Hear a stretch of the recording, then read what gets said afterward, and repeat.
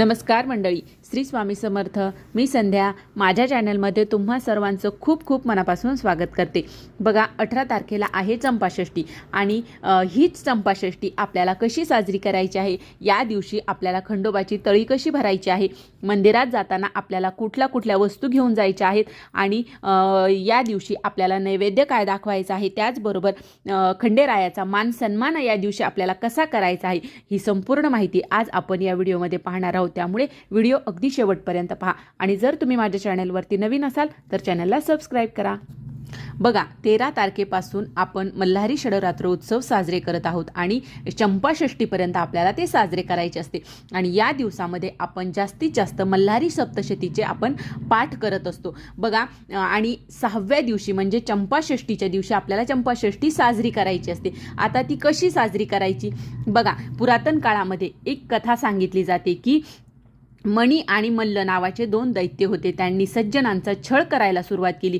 त्यावेळी भगवान शंकरांनी मार्तंड भैरवांचा अवतार घेतला आणि मणिचल पर्वतावर त्यांचे मोठे युद्ध केले होते आणि या युद्धामध्ये मणी दैत्य शरण आला आणि मल्ल दैत्य ठार झाला होता आणि या मल्ल दैत्यावरून भगवान शंकराच्या अवताराला मल्हारी मार्तंड असे नाव मिळाले होते. बघा, जेव्हा यांचे युद्ध झाले त्यानंतर 5 दिवस देव घटी बसवले जात असतात. तर बघा, त्यामुळे 13 तारखेपासून ते चंपाषष्ठीपर्यंत देव घटी बसवले जातात. ज्याप्रमाणे आपण शारदीय नवरात्रामध्ये आपण देवीला घटी बसवतो, त्याचप्रमाणे 13 तारखेपासून ते 18 तारखेपर्यंत खंडेरायांचा जो टाक असतो त्यांना घटी बसवले जातात. बघा, बऱ्याच घरामध्ये घटस्थापना केली जाते, काही घरामध्ये नाही बसवले जात. काही जणांना असं वाटतं की आमच्याकडे कधीच या गोष्टी केलेल्या नाहीत किंवा काहींना असं वाटतं आमच्याकडे टाक नाही. काही म्हणतात आमच्या सासूबाईंनीच कधी केली नाही तर आम्ही कसं करायचं. बघा, बऱ्याच वेळेस अशा गोष्टी असतात की ज्या आपल्या घरी पहिले झालेल्या नसतात, पण त्या आपण आता केल्या तर त्याचा चांगला फायदाच आपल्याला होत असतो. आणि बघा, आपण शारदीय नवरात्रामध्ये आपण आपल्या आईंची खूप सेवा करतो, त्याचप्रमाणे आपल्याला आता आपल्या वडिलांची सेवा करायची असते. बघा, आई म्हणजे आपली कुळदेवी आणि वडील म्हणजे आपले कुळदैवत असतात. तर हेच ते कोण आहेत? तर ते आहेत खंडोबा. अखंड महाराष्ट्राचे ते कुलदैवत आहेत. म्हणून आपल्याला ज्याप्रमाणे आपण आईचा मान सन्मान करतो त्याचप्रमाणे आपल्याला खंडोबाचाही वर्षातून एकदा आपल्याला त्यांचा मान सन्मान करायचा असतो. म्हणजे काय करायचं? तर बघा, आपल्याला त्यांना ज्याप्रमाणे आपण आईची ओटीचं साहित्य सर्व घेऊन जातो मूळ स्थानावर, त्याप्रमाणे आपल्या कुलदेवीचं मूळ स्थानावर जाऊन आपण त्यांची ओटी भरतो, तिचा मान सन्मान करतो. त्याचप्रमाणे वर्षातून एकदा आपल्याला खंडेरायाला म्हणजे तुम्ही जेजुरीला जायचं आहे आणि जेजुरीला गेल्याच्या नंतर तिथे तुम्हाला त्यांचा मान सन्मान करायचा आहे. आता मान सन्मानामध्ये आपल्याला काय काय न्यायचं आहे? तर आपल्याला एक पांढरं धोतर न्यायचं आहे, 2.25 मीटर आपल्याला पिवळा शर्टचं कापड न्यायचं आहे, टोपी न्यायची आहे, उपरणं न्यायचं आहे, विडा न्यायचा आहे, पान म्हणतो ज्याला तो विडा न्यायचा आहे, दक्षिणा ठेवायची आहे, 2 ब्लाऊज पीस आणि शृंगाराचं साहित्य म्हाळसा बाणाईसाठी ते न्यायचं आहे, 1.25 पावशर भंडारा न्यायचा आहे, भंडारा म्हणजे हळद न्यायची आहे 1.25 पावशर, आणि खोबऱ्याच्या 5 वाट्या न्यायच्या आहेत आणि घरामध्ये असलेला जो आपला खंडोबाचा टाक आहे तो आणि ड्युटी बुदली जर तुमच्याकडे असेल तर ते घेऊन जायचं आहे. आणि जर तुमच्याकडे टाक नाहीये तर ही सर्व बाकीचं साहित्य तुम्हाला घेऊन जायचं आहे आणि तिथे जाऊन तुम्हाला त्यांचा मान सन्मान करायचा आहे. ज्याप्रमाणे आपण आईचा मान सन्मान करतो त्याचप्रमाणे आपल्याला जेजुरीला जाऊन आपल्याला मान सन्मान करायचा आहे. बघा, आपण देवीची ओटी भरतो, दुर्गा सप्तशतीचा पाठ करतो, सवाष्ण जेव घालतो, त्याचप्रमाणे आपल्याला आपल्या वडिलांचीही या प्रकारे आपल्याला सेवा करणं हे खूप गरजेचं असतं. त्यासाठी आपल्याला चंपाषष्ठीला आपल्या घरामध्ये असलेले जे टाक आहेत त्यांचा घेऊन आपल्याला तळी भरायची असते. आता तुमच्याकडे जर टाक नसेल तर किंवा याआधी तुम्ही भरलेली नसेल तरी सुद्धा तुम्ही आता भरू शकता. बघा, यामुळे आपल्यावर आपल्या कुलदेवत जे आहेत खंडोबा यांचा कृपा आशीर्वाद राहत असतो आणि त्यांचा कृपा आशीर्वाद राहणं हे खूप मोठी गरज असते आपल्याला. तर आपल्याला वर्षातून एकदाच हा सण येत असतो चंपाषष्ठीचा आणि याच दिवशी वर्षातून एकदाच आपल्याला तळी भरायची असते. बघा, तुमची इच्छा असेल तर तुम्ही कधीही तुम्हाला वाटलं की आता माझ्या घरामध्ये सतत कटकटी सुरू आहेत, भांडणं सुरू आहेत, तर तेव्हा सुद्धा तुम्ही रविवारी तुम्ही तळी भरू शकता. पण नाही शक्य झालं तर कमीत कमी वर्षातून एकदा चंपाषष्ठीला तरी आपल्याला तळी भरायची आहे.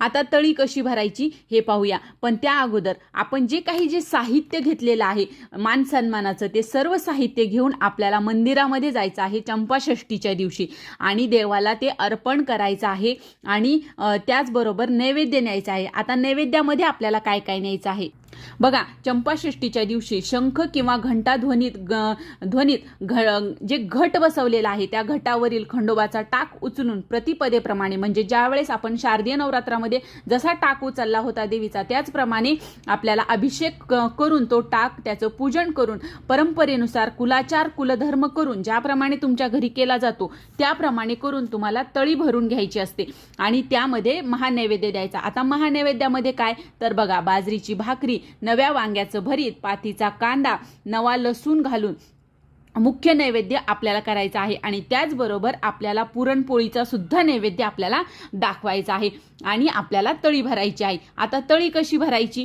एक ताम्हण घ्यायचं आहे. त्या ताम्हणामध्ये आपल्याला तांदळाने अष्टदल कमल काढायचं आहे आणि त्यावर भंडारा टाकायचा आहे. भंडारा म्हणजे हळद आणि ते मध्यभागी ठेवायचं. त्याच्यावर आपल्याला तांब्याचा पाण्याने भरलेला तांब्या ठेवायचा. त्याच्यामध्ये पैसा, 1 रुपयाचं नाणं, सुपारी, नाग टाकायची, हळद कुंकू अक्षदा टाकायच्या आणि नागवेलीची पानं किंवा आंब्याची पानं त्याच्यावर ठेवायची आहेत 5 आणि नंतर नारळ ठेवायचा आहे त्याच्यावर. असा कलश स्थापन करायचा आणि त्या कलशासह आपल्याला पूजा करायची आहे आणि त्यामध्ये आपल्याला एक खोबऱ्याची वाटी, त्याच्यावर भंडारा भरलेला तो भंडारा ठेवायचा आहे. जोड पानावर आपल्याला देवघरामध्ये असलेला टाक ठेवायचा.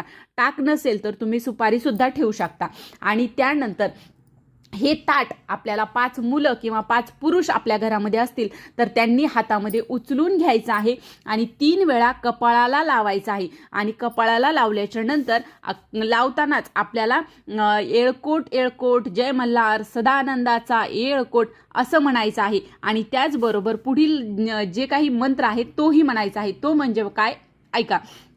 सदानंदाचा येळकोट येळकोट येळकोट जय मल्हार, हर हर महादेव, चिंतामण मोरया, भैरवांचा चांदोबा, अगडबम नगारा, सोन्याची जेजुरी, मोत्याचा तुरा, निळा घोडा पायी तोडा, कमर करगोटा, बेंबी हिरा, गळ्यात कंठी मोहनमाळा, डोईवर शेला, अंगावर शाल, सदा हिलाल, जेजुरी जाई, शिकार खेडी, म्हाळसा सुंदरी, आरती करी, देवा ओवाळी, नाना परी, देवांचा शृंगार, कोट लागो शिखरा, खंडेरायांचा खंडका, भंडाऱ्याचा भडका, बोल सदानंदाचा येळकोट असं म्हणायचं आहे. आणि नंतर ते जे ताट आहे ते ताट आपल्याला खाली ठेवायचं. पण खाली ठेवायच्या अगोदर आपल्या घरातील जो हात धरलेला जो पुरुष आहे, ज्याने ती ताम्हण हातात धरलेलं आहे, त्यांनी स्वतःची टोपी काढायची, खाली ठेवायची आणि त्याच्यावर ताम्हण ठेवायचं आहे. आणि नंतर तो जो नारळ आहे कलशातला तो नारळ फोडायचा आणि परत त्या ताम्हणामध्ये ठेवायचा.